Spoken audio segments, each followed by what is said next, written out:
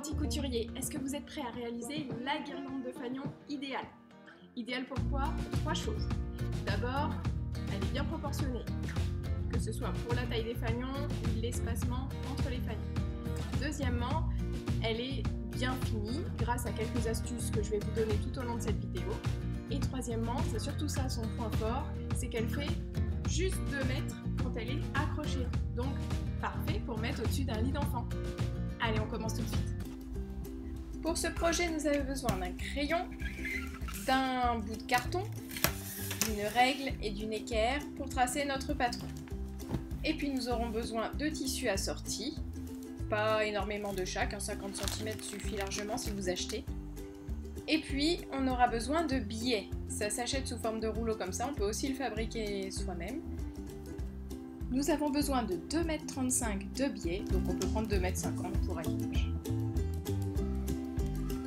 Alors on va prendre un bout de carton, là voilà, une boîte de céréales, ça convient très bien. Et on va prendre notre règle, on va mesurer un segment de 20 cm. Moi mes fanions font 20 cm de large. Ils font un petit peu moins au final parce qu'il y a une partie qui sera un petit peu mangée dans le biais à la fin. Et on marque le milieu à 10 cm. Ensuite on prend l'équerre et on trace une perpendiculaire. Moi la mienne elle faisait 23,5. Vous pouvez faire 24.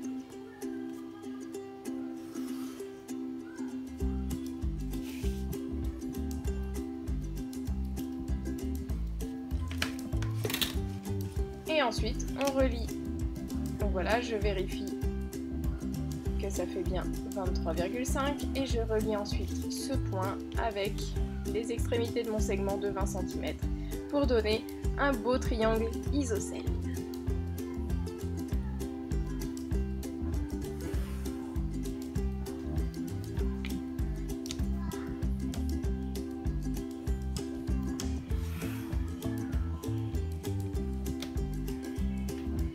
Et puis on va découper ce triangle. Et voici notre tissu. Je l'ai plié dans le sens de la hauteur, en fait, le haut sur le bas, le long de la lisière. Je mets une petite épingle pour pas que ça bouge. Là, ce que j'ai devant moi, c'est le dos du tissu. C'est ce qui va être retourné et qu'on ne verra pas. Je vais mettre mon patron le long de la lisière, et c'est la lisière là, elle est pliée, donc je vais la découper après. Voilà, je trace le contour de mon triangle. Je mets ensuite des épingles pour ne pas que ça bouge. Et je vais tracer les marges de couture de 1 cm à peu près. Voilà, comme je veux beaucoup de fanions, je vais en faire un autre dans le même motif. Et dans ce cas-là, je vais le mettre tête bêche. Ma grand-mère disait, il faut surtout pas faire ça parce que du coup le tissu n'est pas dans le même sens sur les deux fanions. Bon, là on économise du tissu, c'est dans l'air du temps aussi l'écologie et ça se voit vraiment pas. On coupe à 1 cm du bord.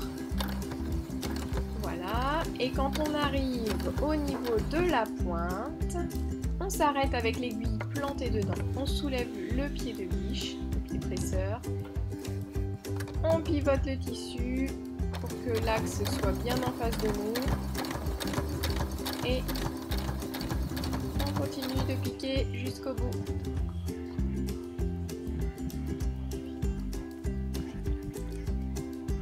Et quand on a fini de coudre, on va découper comme ça au bout pour pouvoir retourner notre fanion et que ça fasse pas un gros paquet au bout.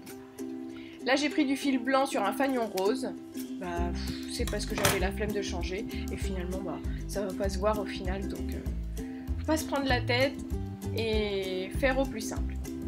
Maintenant je vais repasser mes coutures, bien les aplatir, donc soit je les écarte comme j'essaie de faire là, soit je les repasse à plat, mais bon j'essaye de faire quelque chose d'assez plat pour que quand je retourne mon fanion soit bien défini.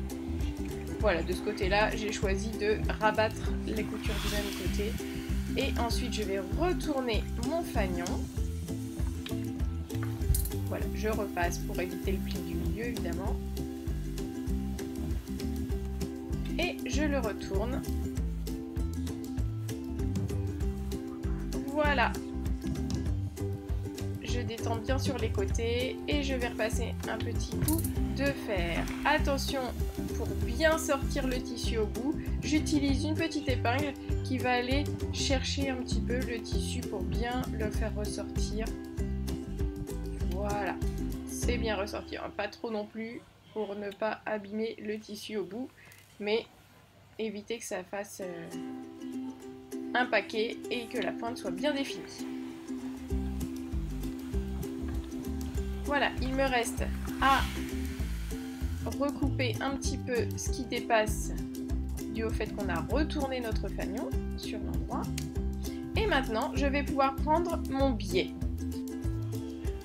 J'ouvre le biais complètement, je le replie et je referme les deux côtés. Voilà, de chaque côté, et je replie encore en deux. Et en fait, mon biais va être comme ça, plié en deux sur toute la longueur, et je vais faire une piqûre à 2 mm du bord à peu près. Donc, je vais le plier en deux, et à 30 cm environ du bout du biais, je vais commencer à mettre mon premier fanion. Voilà, vous pouvez mettre moins si vous pensez accrocher sans nœud votre guirlande. Et ensuite, je vais intercaler mes petits fanions dans ce biais qui est plié en deux. Voilà. Je laisse, pour ma guirlande, moi j'aime bien laisser 2 cm entre chaque fanion. Une fois que tout est épinglé, on va les piquer. Je vais vous montrer où est-ce qu'on pique.